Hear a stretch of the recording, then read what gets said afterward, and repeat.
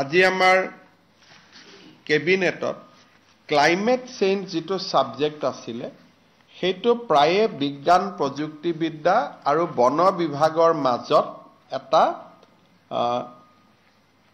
ঠিক কোনটো বিভাগে ইয়াক পৰিচালনা কৰিব তাক লৈ এটা স্পষ্টতা নাছিলে আজি কেবিনেটে স্পষ্ট কৰি দিয়ে যে ক্লাইমেট চেঞ্জৰ গোটেই ব্যৱস্থাটো ফৰেষ্ট ডিপাৰ্টমেন্টে চোৱাচিতা কৰিব আজি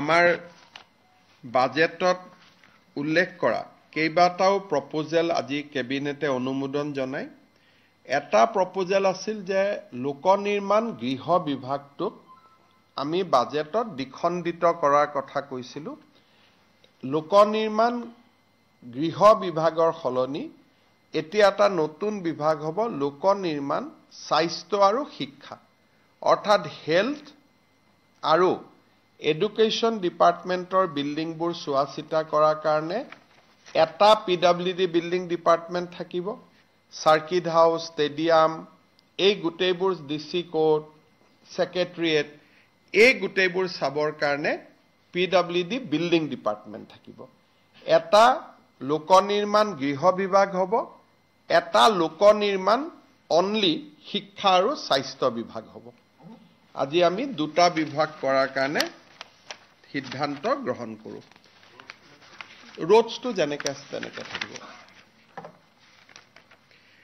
আমাৰ আজি কেবিনেটত এটা সিদ্ধান্ত হয় আমাৰ হেলথ ডিপাৰ্টমেন্টৰ যিবিলাক ব্লক পিএইচসি আছিল সেই ব্লক পিএইচসি বিলাক আমি যেহেতু হিচৰিত হৈ আছিল সমষ্টি ভিত্তিত একোটাকৈ ব্লক পিএইচসি কৰিবৰ কাৰণে আমি সিদ্ধান্ত লৈছো যাতে 126টা সমষ্টিতে এটা এটা ব্লক পিএইচসি থাকে এতিয়া এটা সমষ্টিত 4টা 5টা ব্লক পিএইচসি আছে এটা সমষ্টিত এটাও ব্লক পিএইচসি নাই এতিয়াৰ পৰা 126টা সমষ্টিতে এটা এটা ব্লক পিএইচসি থাকিবই আৰু কোনোবা যদি ডাঙৰ সমষ্টি আছে হাফলঙৰ দৰে তাত দুটা ব্লক পিএইচসিও থাকিব পাৰিব আজি আমাৰ কেবিনেটত আৰু কেইটামান খুব গুৰুত্বপূৰ্ণ সিদ্ধান্ত গ্ৰহণ কৰা হয় এটা সিদ্ধান্ত আমি বাজেটত ঘোষণা কৰিছিলো আপোনালোকে জানে যে আমি কৃষকৰ পৰা ধান আৰু সৰিয়হ ক্ৰয় কৰো আৰু বৰ্তমান সময়ত আমি ৰাজ্য চৰকাৰৰ পৰা ইয়াত কোনো পইচা নিদিও কেন্দ্ৰীয় চৰকাৰে যেটো এমএসপি নিৰ্ধাৰণ কৰে তাকে আমি কৃষকক দিও ধানত এতিয়া এমএসপি কিমান হৈছে আমি ধানৰ ক্ষেত্ৰত 2300 rupees আমি কৃষকক দিও সৰিয়হত 5 না দুটা নকব বাতৰি কাকত এবাৰ চেক কৰি লও আমি ধান আৰু সৰিয়হৰ ক্ষেত্ৰত কেন্দ্ৰ চৰকাৰে যেটো দিয়ে সেইটোকে আমি কৃষকক দিও কিন্তু আজিৰ পৰা আমি এটা সিদ্ধান্ত লৈছো যে 1 এপ্ৰিল তাৰিখৰ পৰা কেন্দ্ৰ চৰকাৰে কৃষকক ধানৰ বিনিময়ত যিমান টকা দিয়ে তাৰ লগত 250 টকা ৰাজ্য চৰকাৰেও দিব যদিও ধানটো আমি নাৰাখো ধানটো এফসিআইক দিয়া যায় তথাপিতো ৰাজ্য চৰকাৰে কৃষকক অতিৰিক্ত বোনাস হিচাপে 250 টকা 1 এপ্ৰিলৰ পৰা দিয়া আৰম্ভ কৰিব ঠিক তেনেকে সৰিয়হটো আমি ক্ৰয় কৰি নাফেডক আমি দি দিও কিন্তু তাতো ৰাজ্য চৰকাৰে 1 এপ্ৰিলৰ পৰা 500 টকাকৈ অতিৰিক্তকৈ দিবৰ বাবে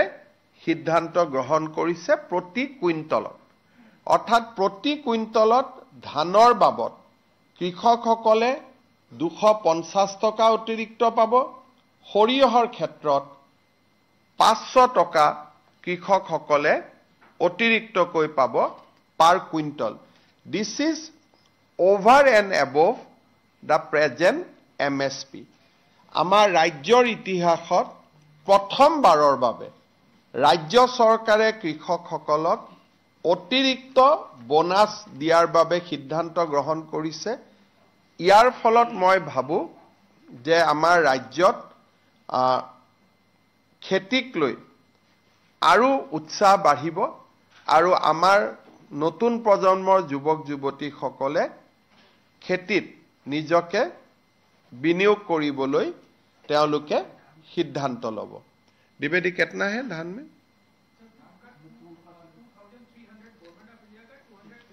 तो 2300 भारत सरकारे दिए, 250 टका आमी दिम, अर्थात 1 एप्रिলৰ পৰা प्रति कुइन्टলত কৃষকে 2550 টকা লাভ কৰিব।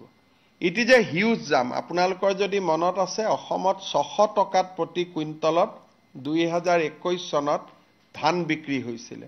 600 টকাৰ পৰা 4 বছৰৰ ভিতৰত কৃষকে এতিয়া 2550 টকা লাভ কৰিবলৈ সক্ষম হ'ব।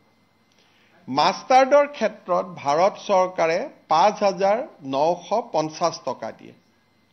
ৰাজ্য চৰকাৰে এতিয়া তাত 500 টকা অতিৰিক্তকৈ দিব। ইয়াৰ মিনিংটো হ'ল যে প্ৰতিগৰাকী কৃষকে 6450 টকা তেওঁলোকে লাভ কৰিব। 6450 rupees এটো হেনে হিচাপ কৰে। তাৰমানে আপোনালোকে চিন্তা কৰক যে প্ৰতি কুইন্টল ধান যি 600 টকা আছিল আজ 1 এপ্ৰিলৰ পৰা 2550 টকা হ'ব। 3 বছৰতে ইমান ডাঙৰ এটা পৰিৱৰ্তন হ'ল 4 বছৰত। আৰু আমাৰ সৰিয়হৰ ক্ষেত্ৰত আমি 6450 টকা কৃষকক দিম, 5950 টকা ভাৰত চৰকাৰে দিব, 500 টকা ৰাজ্য চৰকাৰে দিব। এইটো এতিয়া আমি দিম, ভৱিষ্যতে বাঢ়িহে যাব পাৰে। যেতিয়া প্ৰত্যেকবাৰে কেন্দ্ৰীয় চৰকাৰে বাঢ়াব, ৰাজ্য চৰকাৰৰ পুঁজি থাকিলে এতিয়াৰ পৰা 250 টকাটো ফিক্স লাগি যাব। আৰু 500 টকা ভাৰত চৰকাৰে যদি 2400 কৰে, আমি 250 টকাটো কমাই নিদিও, তাত 250 টকাটো লগত লাগিয়ে থাকিব। তাৰমানে ভাৰত চৰকাৰৰ MSP প্ৰাইজৰ লগত 250 টকা এড হৈ গৈ থাকিব। গতিকে মই ভাবো যে অহা বছৰ এতিয়ালৈকে MSP ডিক্লেয়াৰ কৰা নাই, কিন্তু অহা বছৰটো মোৰ লাগাত 2550 টকা গৈ 2700 মান হ'বগৈ অহা বছৰত। এই বছৰৰ কথা মই কোৱা নাই। আজি আমাৰ কেবিনেটে বাজেটত ঘোষণা কৰা অনুসৰি দৰং জিলাত এখন নতুন মেডিকেল কলেজ নিৰ্মাণৰ কাৰণে 572 কোটি টকাৰ অনুমোদন জনায়।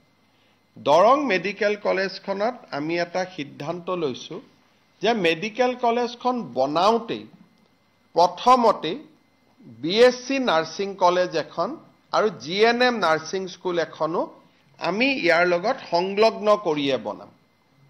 আগে পিছে আমি মেডিকেল কলেজ বনাও আৰু মেডিকেল কলেজ হোৱাৰ বহু বছৰ পিছত তাত এখন BSc নাৰ্ছিং কলেজ হয় বা GNM নাৰ্ছিং স্কুল হয়। এতিয়াৰ পৰা আমি সিদ্ধান্ত লৈছো যে মেডিকেল কলেজ বনালে লগত আমি BSc নাৰ্ছিং কলেজ এখন আৰু GNM নাৰ্ছিং স্কুল এখন লগত আমি একেলগে বনাই দিম।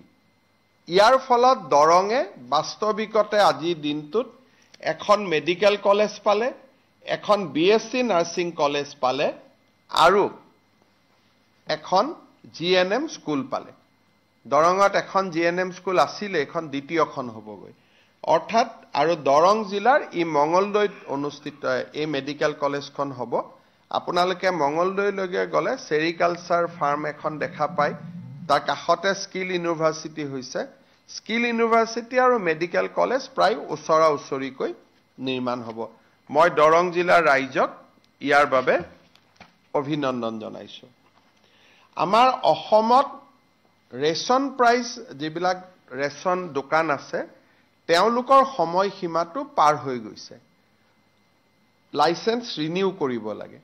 এটা এটাকৈ লাইসেন্স ৰিনিউ কৰোঁতে তেওঁলোক বহু সময়ত বিভিন্ন চৰকাৰী মেৰ পাছৰ বলি হ'বলগীয়া হয়। সেইকাৰণে আজি আমি ৰেচন দোকানসমূহৰ এক্সটেনশ্যন 30 জুন 2026লৈ বাই জেনেৰেল অৰ্ডাৰ আমি কৰি দিছোঁ। এতিয়া কোনেও ব্যক্তিগতভাৱে ডিচিক আবেদন কৰিব নালাগে। 30 জুন 2026লৈকে প্ৰতিখন ৰেচনৰ দোকানৰ ম্যাদ আমি নিজে নিজে 30 জুন 2026লৈকে বৃদ্ধি কৰি দিছোঁ।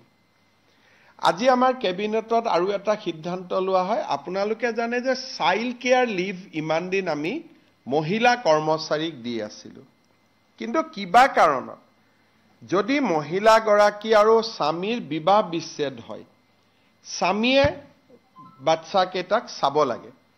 ইমান দিন স্বামীৰ কাৰণে চাইল্ড কেয়াৰ লিভ নাছিল। গতিকে ইন কেছ অফ ডাইভোৰ্চ আমি মেল গভৰ্ণমেণ্ট এমপ্লয়ীকো চাইল্ড কেয়াৰ লিভ দিবলৈ সিদ্ধান্ত লৈছোঁ। অৰ্থাৎ যিহেতু দায়িত্বটো পুৰুষজনৰ হাতলৈকে আহে, ডাইভোৰ্চ হ'ল, বাচ্চাটো কিন্তু কাষ্টডি পুৰুষজনৰ লগত আছে, তেতিয়া চাইল্ড কেয়াৰ লিভটো মহিলাগৰাকীয়ে নাপায়, চাইল্ড কেয়াৰ লিভটো পুৰুষজনেহে পাব।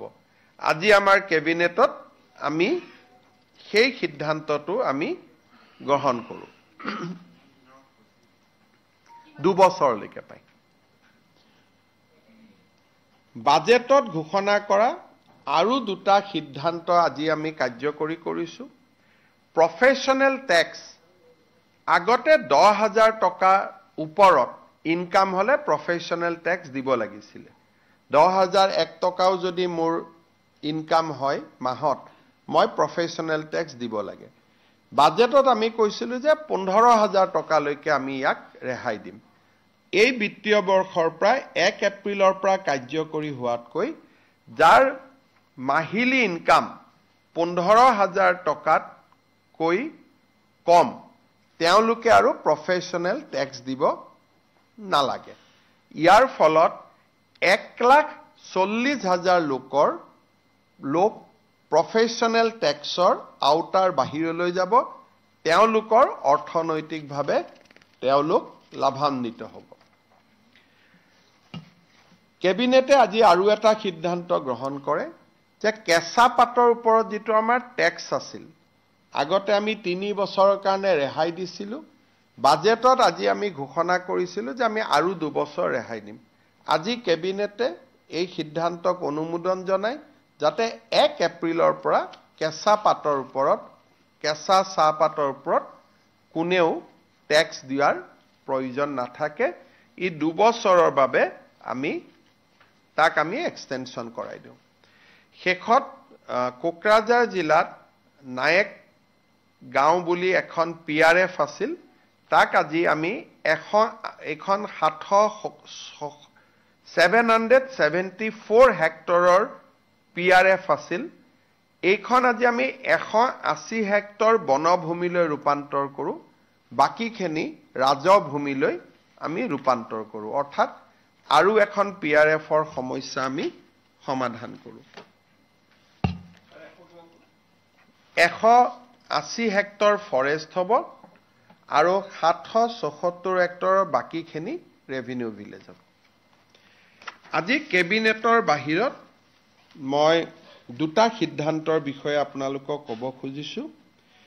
আমাৰ অসমত এটা সময়ত গোটেই অসমখন আৰ্ম ফ'ৰ্চ স্পেচিয়েল পাৱাৰ এক্টৰ অধীনত আছিল।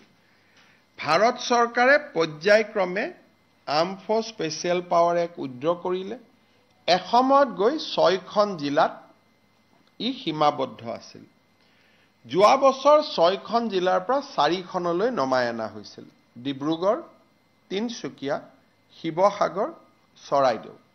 আজি ভাৰত চৰকাৰে ডিব্ৰুগড় জিলাকো অশান্ত অঞ্চল আইন আৰু arm forces special power actor পৰা আওতাৰ বাহিৰত লৈ যাবলৈ সিদ্ধান্ত গ্ৰহণ কৰে।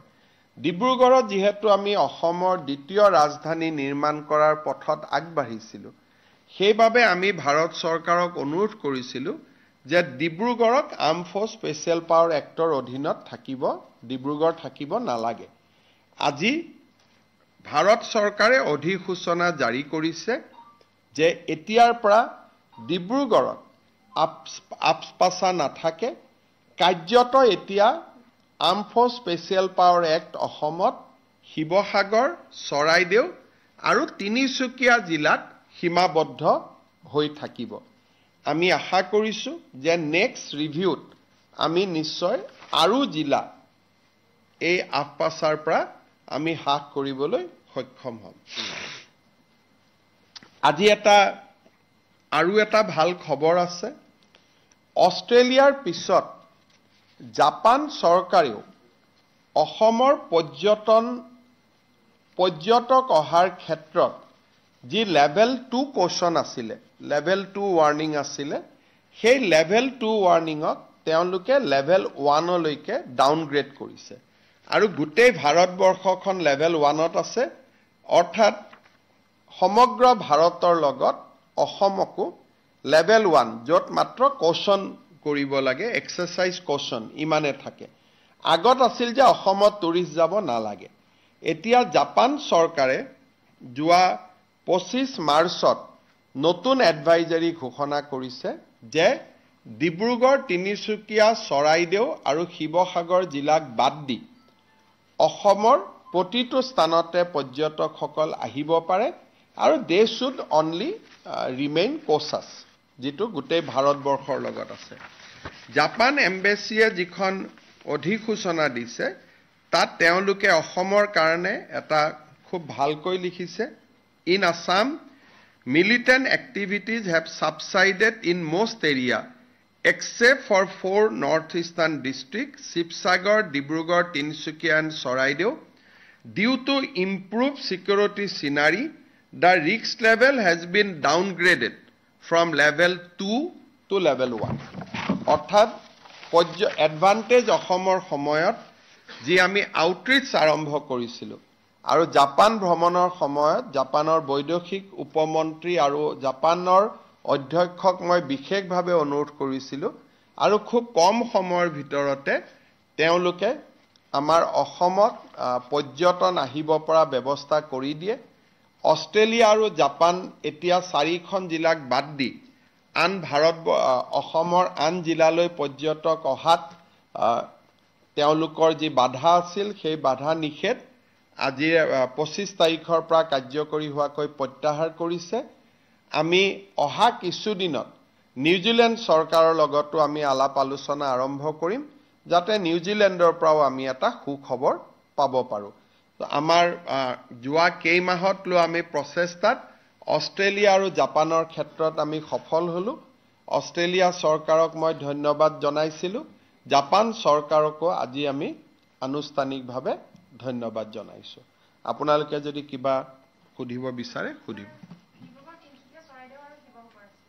জাপানে এই 4খন জিলাক বাদ দি বাকী স্থানত লেভেল 1লৈকে ডাউনগ্ৰেড কৰিছে, তাত লেভেল 2 থাকিব। কিন্তু ডিষ্টাৰ্ব এৰিয়া এক্ট ডিব্ৰুগড়ৰ পৰা ভাৰত চৰকাৰে উদ্যোগ কৰিছে। দুটা পৃথক পৃথক খবৰ। ভাৰত চৰকাৰে ডিব্ৰুগড়ক ডিষ্টাৰ্ব এৰিয়া এক্ট বা arm forces special power actor পৰা শিথিল কৰি দিছে, এইটো এটা পৃথক নিউজ। আন এটা খবৰ হ'ল জাপানৰ টকিঅ'ৰ পৰা যে জাপানে 4খন জিলাক বাদ দি বাকী সমগ্ৰ অসমত যিটো সিকিউৰিটি ৱাৰ্ণিং আছিল, পৰ্যটক যাব নালাগে বুলি কৈছিলে, that they have downgraded from level 2 to level 1 and entire India is level 1 country.